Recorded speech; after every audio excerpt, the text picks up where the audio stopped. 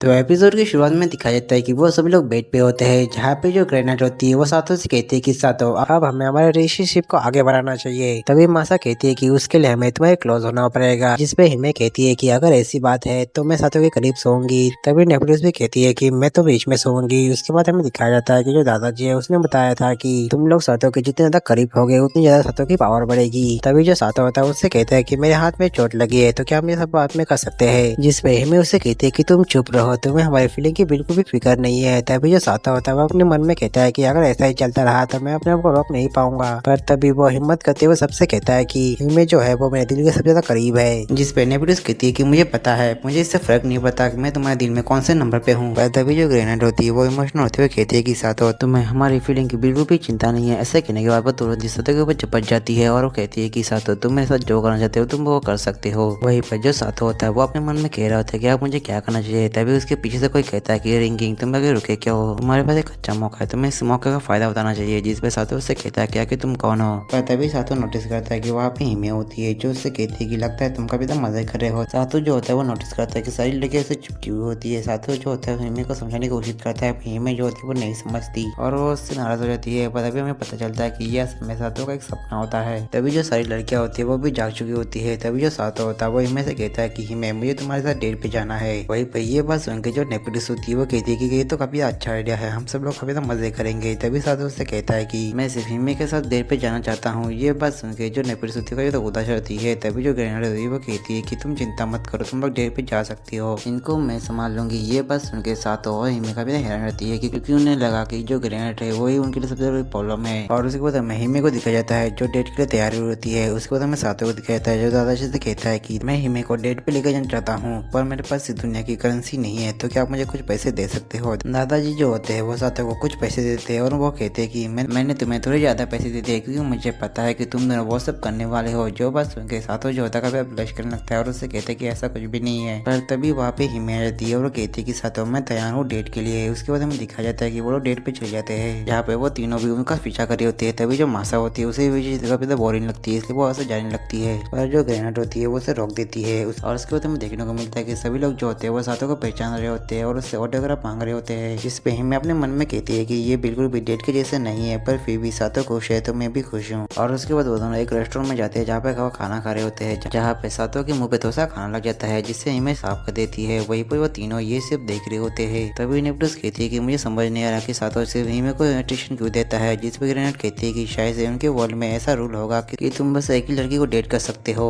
पर तुम चिंता मत करो, हम जल्दी ही सातों के माइंड को चेंज कर देंगे। और उसके बाद हमें गार्डन का सीन दिखाया जाता है जहाँ पे सातों और हिमे आ चुके होते हैं। मासा जो होती है वो बताती है कि ये गार्डन असल लव गार्डन है जहाँ पे सिर्फ कपल आते हैं। और वही पे हिमे और सातों जो होते हैं वहाँ का नजर देख के काफी ज्यादा ब्लश कर रहे होते हैं। उसके बाद वो लोग एक बेंच पे बैठ जाते हैं जहाँ पे जो हिमे होती है वो सातों को भूली जा रही होती है। सातों जो होता है वो अपने मन में कहता है कि क्या हिमे चाहती है कि मैं उसे किस करूँ। ये बात सोचने के बाद जो सातों होता है वो हिमे को किस करने लगता है और वही पे वो तीनों होते हैं ये चीज देखे काफी ब्लश करे होते हैं। वही पे जो सातों होता है जैसे हिमे को किस करने वाला होता है कि तभी वो उससे दूर रहता है और वो कहता है कि मैं तुम्हें पब्लिक में किस नहीं कर सकता। तभी हिमे कहती है कि वो सब ठीक है, पर मुझे एक बात बताओ, तुम मुझे किस करते हुए इतने ब्लश क्यों कर रहे थे। जिस पे सातों कुछ कह नहीं पाता। वही पे जो तीनों होती है वो वहाँ से जारी होती है जहाँ पे ग्रेनेड कहती है कि मुझे पता है कि उन दोनों के बीच में कुछ भी नहीं होने वाला, तो हमें चिंता करने की कोई भी जरूरत नहीं है। तभी नेपल्स कहती है कि वैसे भी मुझे काफी मजा आया, मैं अपने दोस्तों के साथ पहली बार बाहर घूमने गई थी। जिसपे मासा कहती है कि तुम्हें ये किसने कहा कि हम लोग दोस्त है। ये जो बात सुनकर नेपल्स उदास हो जाती है और उसके बाद हमें सातों और हिमे को दिखाया जाता है जो आइसक्रीम खा रहे होते हैं। जब भी सातों कहता है कि हिमे क्या तुम्हें लगता है कि मैं इस दुनिया को बचा भी पाऊंगा। जिसपे हिमे कहती है कि सातों मुझे तुम पे भरोसा है, तुम इस दुनिया को जरूर बचाओगे, पर अभी के लिए हम लोग अपने डेट पे ध्यान देते हैं। जिसपे सातों कहता है कि तुम बिल्कुल सही कह रहे हो। उसके बाद वो लोग घर जा रहे होते हैं जहाँ पे जो हिमे होती है वो सातों से कहती है कि सातों मुझे आज काफी इतना मजा आया, पर काश हम लोग फिर से ऐसे मजे कर पाते। जिसपे सातों कहता है कि तुम कैसी बात कर रहे हो, मैं तुम्हें ऐसे डेट पे लेके जाता रहूंगा। जिसपे हिमे कहते हैं कि सातों तुम समझ नहीं रहे हो, तुम्हारी और भी वाइफ है, तुम्हें उनके पे ध्यान देना चाहिए। सातों कहता है कि पर हिमे मैं तो सिर्फ तुमसे प्यार करता हूँ। जिसपे हिमे कहती है कि सातों तुम समझ नहीं है, उन सारी प्रिंसेस ने तुम्हारे लिए अपना घर छोड़ा है तो तुम्हारा फर्ज बनता है उनका ध्यान रखना। जो बात सुन के सातों कहता है कि हिमे तुम समझ नहीं, ऐसा कह के वो उसे साइड में करता है और उसे किस भी कर देता है। पर तभी जो सातों होता है वो रियलाइज करता है कि उसने जो किया वो सही नहीं था, इसलिए वो हिमे से कहता है कि हिमे चलो हम घर चलते हैं। पर तभी जो हिमे होती है उसे रोकती है और उससे कहती है कि सातों मुझे अब घर नहीं जाना। जो बात सुन के जो सातों होता है वो अपने मन में कहता है कि रुको, क्या हिमे वो सब करना चाहती है। पर तभी वहाँ पे एक बंदा आता है और वो कहता है कि क्या तुम्हें एक रात के लिए एक रूम चाहिए। जो बात सुन के जो सातो होता है वो अपने मन में कहने लगता है कि रुको ये सब क्या हो रहा है, अगर ऐसा ही चलता रहा तो मैं अपने आप को रोक नहीं पाऊंगा। तभी जो हिमे होती है वो अपने आप को कंट्रोल करते हुए कहती है कि सातो अब हमें अपने घर जाना चाहिए। ये बात सुनकर जो सातो होता है उसे कहता है कि हाँ तुमने सही कहा। और उसके बाद वो लोग घर जा जाते हैं और उसके बाद हमें अगले दिन का सीन रहता है जहाँ पे जो मासा होती है वो सातो की सदन से बना कर देती है, जहाँ पे दादा समझाते हैं कि बिना उसके सातो उसकी पावर का इस्तेमाल नहीं कर पाएगा। जिसपे मासा कहती है कि सातो के पास 3 प्रिंसेस है तो उसकी जरूरत क्या ही है। तभी ग्रेनाइट कहती है कि तुम्हें नेप्रिस से कुछ सीखना चाहिए। वो काफी डरती थी कैसे बाहर निकलने के लिए, वो सातो को स्ट्रॉन्ग बनाना चाहती थी ताकि सातो इस दुनिया को बचा सके। और उसके बाद सभी लोग मासा को काफी समझाने लगते हैं जिसकी वजह से जो मासा होती है वो मान जाती है। और उसके बाद हमें दिखाया जाता है कि जो मासा होती है वो सफरी से बात करी होती है, जहाँ पे जो मासा होती है वो सफरी से कहती है कि क्या तुम मेरे बिना अपना ध्यान रख पाओगी। जिसपे सफरीरा कहती है कि आप चिंता मत कीजिए, मैं अपना ख्याल रख लूंगी और इसके अलावा मैं पिताजी और किंगडम का भी ध्यान रखूंगी, तो अब तो तुम बेफिक्र जा सकती हो। और उसके बाद हमें दिखाया जाता है कि वो लोग किंगडम आर्क की तरफ जा रहे होते हैं, जहाँ पे वो इलाका काफी पहाड़ी होता है, जहाँ पे जो मासा होती है वो सातो को बताते हैं कि पिछली लड़ाई में किंग ऑफ आर्क ने काफी मदद की थी एविस किंग को हराने में, पर उस चीज की वजह से उनके बहुत सारे लोग मारे गए और उनकी पॉपुलेशन काफी कम हो गई थी, जिसकी वजह से वो लोग अब अंडरग्राउंड रहने लगे और वो किसी से ज्यादा मिलना पसंद नहीं करते। और उसके बाद वो लोग जगह पर रुक जाते हैं जहाँ पे दादाजी बताते हैं कि अब हमें चलते हुए यहाँ से जाना होगा।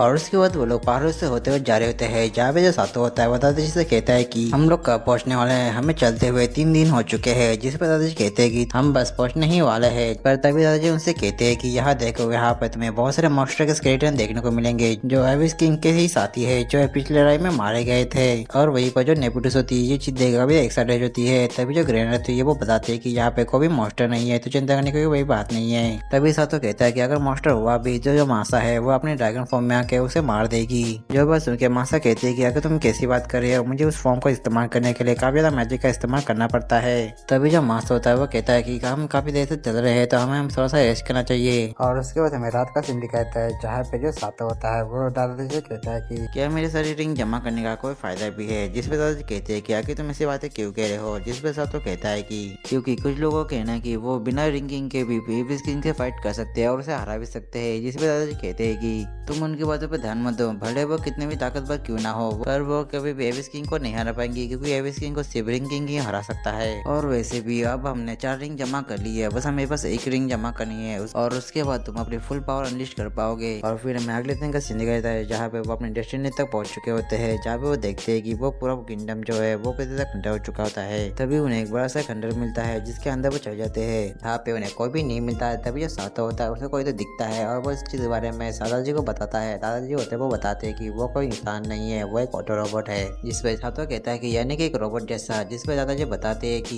यहाँ पे जो लोग रहते थे वो डार्क थे, जो टेक्नोलॉजी में काफी आगे थे।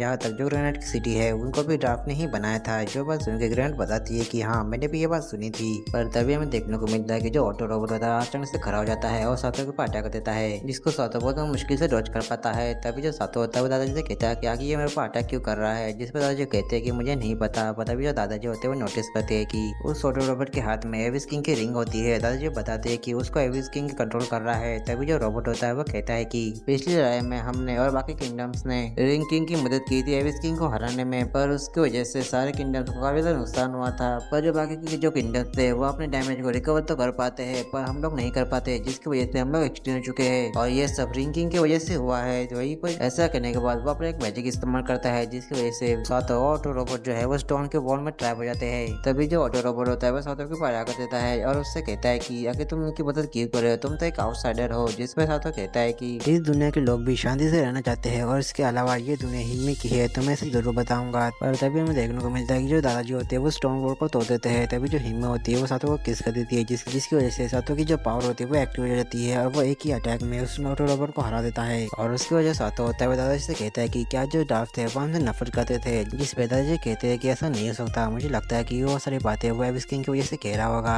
पर तभी हमें देखने को मिलता है कि जो ऑटो रोबोट होता है वो कह रहा होता है कि फाइनली हमारे किंग जाग चुके हैं। और उसके ये कहने के बाद हमें देखने को मिलता है उसकी जो रिंग थी वो डिस्पेयर होने लगती है। यहाँ तक जो दादाजी के पास 2 रिंग थी वो भी डिस्पेयर होने लगती है। उसके बाद हमें मास के डैड को दिखाया जाता है, जिनके पास एविस किंग की एक और रिंग होती है वो भी डिस्पेयर होने लगती है। वही पर ये चीज देख के मास के डैड जो होते हैं वो काफी परेशान रहते हैं। और फिर हमें एक अंदर ही जगह को दिखाया जाता है जहाँ पे एक पर्सन बैठा होता है और फिर हमें पता चलता है कि ये असल में एविस किंग होता है। और उसके बाद हमें साथ और बाकी को दिखाया जाता है जिनके पास 2 पोर्टल ओपन हो चुके होते हैं जिसमें से मोशन निकलने लगते हैं। दादाजी जो होते हैं वो कहते हैं कि हम इससे फाइट नहीं कर सकते, हमें ऐसे भागना होगा। ये कहने के बाद वो लोग वहाँ से भाग जाते हैं और जैसे बाहर आते हैं तो वहाँ पे उन्हें और भी सभी मॉन्स्टर मिलते हैं। इनको देख के सातो मासा से कहता है कि तुम अपने ड्रैगन फॉर्म में आके इन सभी को मार दो, जिसपे मासा कहती है कि ये इम्पॉसिबल है क्योंकि उसके लिए मुझे बहुत सारा मैजिक और पानी की जरूरत पड़ती है, पर यहाँ पर बिल्कुल भी पानी नहीं है। ये बात सुनकर सातो काफी ज्यादा परेशान रहता है। तभी जो दादाजी होते हैं वो कहते हैं कि सातो हमारे पास दूसरा कोई ऑप्शन नहीं है, हमें इसे लड़ना ही होगा। ये बात करने के बाद दादाजी सातो मास और ग्रेनेड जो होते हैं उन मॉन्स्टर से फाइट करने लगते हैं, जहाँ पे वो बहुत सारे मॉन्स्टर को मार भी देते हैं, पर फिर भी वहाँ पे अभी भी बहुत सारे मॉन्स्टर होते हैं। दादाजी जो है उनसे बचने के लिए अपने फ्लैश मैजिक का इस्तेमाल करते हैं और वहाँ से भाग जाते हैं। यहाँ पे वो लोग एक सही जगह पे आते हैं जहाँ पे जो सातो होता है वो काफी ज्यादा थक चुका होता है, पर तभी जो दादाजी होते हैं वो नोटिस करते हैं कि वहाँ पे एविस किंग की पूरी आर्मी होती है। जो चीज देखे जो दादाजी होते हैं काफी ज्यादा टूट जाते हैं और वो कहने लगती है कि एविस किंग जो वो जाग चुका है और अभी तक हमने 5th रिंग को नहीं ढूंढा है, और बिना 5वीं रिंग के सातो अपने ब्लू पावर अनलॉक नहीं कर पाएगा और ना ही हम लोग एविस किंग को हरा पाएंगे। सातो जो होता है उनको कहता है कि आप इतने हार नहीं मान सकते, हम अभी भी कोई ना कोई रास्ता होगा। जिसपे दादाजी कहते हैं कि कोई रास्ता नहीं है, हमें नहीं पता कि हम लोग वो 5th रिंग कैसे ढूंढेंगे और वो कहाँ पे है। जिसपे सातो कहता है कि आपकी बात बिल्कुल सही है, पर फिर भी हम इतने आसानी से हार तो नहीं मान सकते। दादाजी कहते हैं कि हाँ तुमने सही कहा। ऐसा कहने के बाद जो दादाजी होते हैं वो अपने टेलीपोर्टेशन मैजिक का इस्तेमाल करके सातो और बाकियों को टेलीपोर्ट करने की कोशिश करते हैं। दादाजी जो होते हैं वो सातो से कहते हैं कि मुझे तुम पे भरोसा है, तो प्लीज मेरे लिए हिमे का ध्यान रखना। पर तभी जो मास होता है वो उस टेलीपोर्टेशन से बाहर निकलता है और कहता है कि मैं भी आपके साथ रह के यहाँ पे फाइट करूंगा। जिस पे जो दादाजी होते हैं उसे थैंक्स कहते हैं। पर तभी जो हिमे होती है वो रोने लगती है और दादाजी से कहती है कि दादाजी मैं आपको ऐसे छोड़ते हुए नहीं जाऊंगी। जिस पे दादाजी कहते हैं कि हिमे मेरे लिए सबसे ज्यादा जरूरी तुम्हारी सेफ्टी है, इसलिए मुझे माफ करना है। ऐसा कहने के बाद वो उन लोगों को टेलीपोर्ट कर देते हैं। फिर हमें सातो को दिखाया जाता है जो सो रहा होता है, तभी वो अचानक से जाग जाता है और वो कल के दिन को याद करता है जहाँ पे वो लोग जंगल में होता है, जहाँ पे जो हिमे होती है वो रो रही होती है। तभी जो सातो होता है वो नोटिस करता है वो जगह कुछ जाने पीछे नहीं होती है। तभी वो आगे जाता है और वो देखता है कि वो असल में उसकी दुनिया होती है, और उसके बाद हमें देखने को मिलता है कि जो सारी लड़कियां होती है वो इस दुनिया में आके काफी खुश होती है, पर उन लोगों के पास इस दुनिया के कपड़े नहीं होते, इसलिए वो हिमे के कपड़े पहनने लगते हैं, पर उन लोगों को वो कपड़े बिल्कुल फिट नहीं आ रहे होते हैं। पर तभी वापस सातो होता है वो देखता है कि सभी लोग कपड़े चेंज कर रहे होते हैं, और यही पर ये एपिसोड खत्म होता है। तो मिलते हैं इसके नेक्स्ट एपिसोड के साथ, तब तक के लिए आप सभी को सायोनारा।